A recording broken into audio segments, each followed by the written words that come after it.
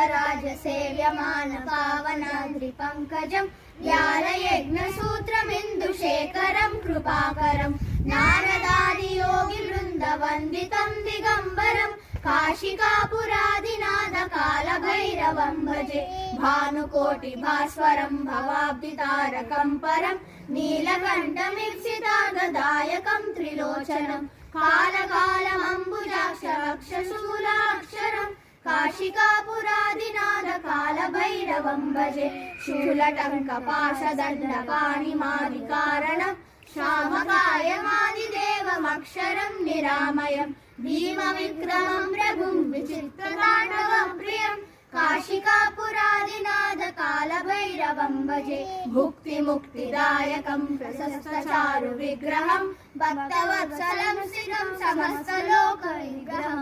निर्गुणन्मनोग्रहेमकिङ्किणीरसत्कटिं काशिकापुरादिनाथ कालभैरवं भजे धर्मसेतुपालकं अधर्ममार्गनाशकं कर्मपाशमोचकं सुशर्मदायकं विभुं स्वर्णवर्णशेषपाशशोभिताङ्गमण्डलं काशिकापुरादिनाथ कालभैरवं भजे रत्नपादुका प्रभाविरामपादयुग्मकं नित्यमद्वितीयमिष्टदैवतं निरञ्जनं मृत्युदर्पनाशनं करालदंष्ट्रमोक्षणं काशिकापुरादिनाथ कालभैरवं भजे अट्टहासभिन्नपद्मजाण्डकोशसन्ततिं दृष्टिपादनष्टपापजालमुग्रशासनम् अष्टसिद्धिदायकं कपालमालिकाधरं काशिकापुरादिनाथ कालभैरवं भजे भूतसङ्गनायकं विशालकीर्तिदायकं